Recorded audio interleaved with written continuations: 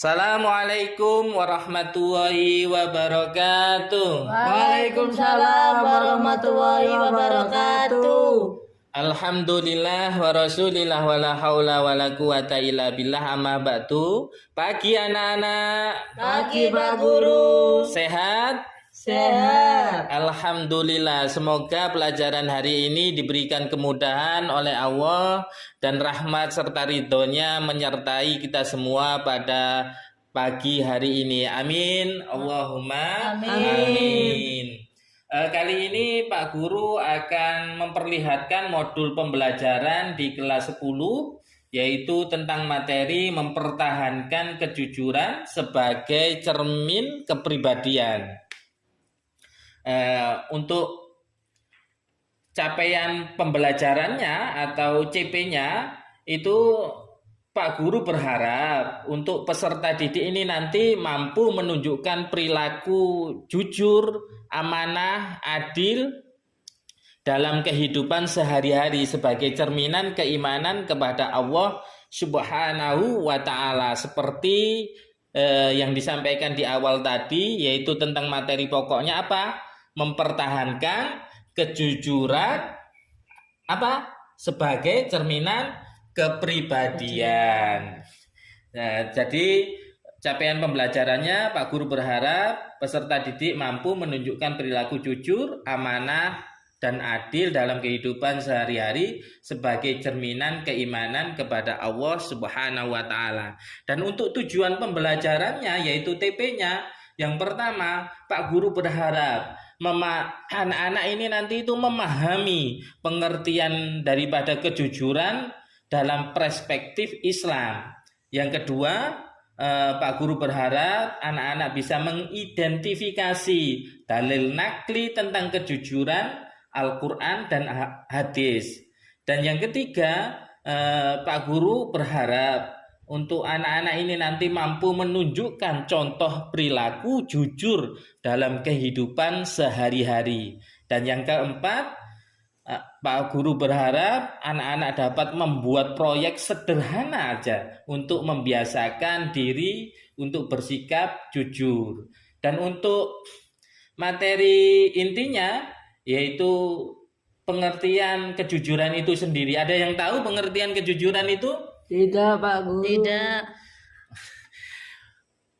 Jujur masa nggak tahu? Jadi pengertian kejujuran itu adalah kejujuran berarti berkata dan bertindak sesuai dengan kenyataan, atau yang disebut dengan asidik. Siapa ya sahabat Nabi yang mendapat julukan asidik? Siapa? Ada yang tahu? Abu Bakar. Paham sekali ya berarti ya. Alhamdulillah ini sudah cinta sahabatnya, otomatis cinta nabinya. Dan untuk dalil tentang kejujuran itu sendiri berada di surat At-Taubah ayat 119 dan hadis riwayat Bukhari Muslim. Ada yang tahu surat At-Taubah ayat 119? Tidak. Oke, kita buka sama-sama, kita pelajari sama-sama. Langsung aja ke artinya ya. Di dalam Al-Quran surat At-Taubah ayat 119 itu artinya, wahai orang-orang yang beriman, bertakwalah kepada Allah dan hendaklah kamu bersama orang-orang yang jujur. Kitabullah Al-Quran, kitab suci saja sudah mengajarkan kita untuk selalu bersikap jujur. Karena satu kali kebohongan maka akan menutupi atau mencari kebohongan lain untuk menutupi kebohongan yang satu itu tadi. Dan hadisnya itu Nabi Muhammad SAW itu pernah berkata, sesungguhnya kejujuran membawa kepada kebaikan, dan kebaikan itu membawa ke surganya Allah Subhanahu wa Ta'ala. Amin. Allahumma amin. Jadi itu tadi adalah yang ada dalil yang ada di dalam Al-Quran dan hadis. Dan nanti ada yang tahu contoh perilaku jujur? Tidak, Pak Guru. Padahal jujur itu ada di setiap diri kita dan di setiap hari kita itu seharusnya bersikap jujur. Contohnya saja tidak mencontek, mengakui kesalahannya, berkata benar dan tidak memalsukan identitas. Proyek kejujuran itu sendiri nanti itu ada tugas buat anak-anak. Pak Guru akan memberikan tugas proyek kejujuran itu seperti membuat poster atau ajakan jujur kepada lingkungan setempat. Dan untuk langkah-langkah pembelajarannya nanti Pak Guru menerapkan model scientific approach dan problem based learning atau PBL. Apa itu scientific approach? Itu adalah sebuah pembelajaran pendekatan dalam pembelajaran yang menekankan menggunakan metode ilmiah dalam proses belajar mengajar. Pendekatan ini itu bertujuan agar siswa berpikir secara ilmiah, logis, kritis, dan objektif berdasarkan fakta yang ada. Sedangkan PBL atau Problem Based Learning ini adalah model pembelajaran yang berpusat pada siswa dan berbasis pada pemecahan masalah yang nyata atau kontekstual sebagai titik awal proses belajar. Tentu nanti ada langkah-langkahnya dan aktivitas pembelajarannya seperti apa dan modelnya.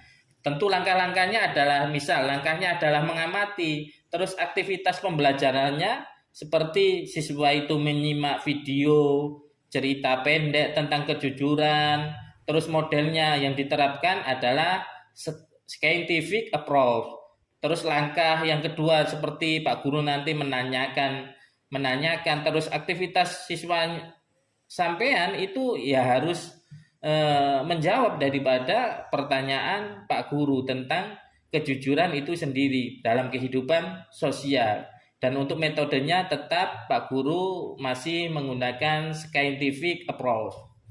Dan untuk langkah yang ketiga ada mengumpulkan data, langkah keempat ada menalar. Kalau mengumpulkan data nanti Pak Guru berharap siswa itu nanti bisa membaca surat At-Taubah ayat 119 dan hadis tentang kejujuran.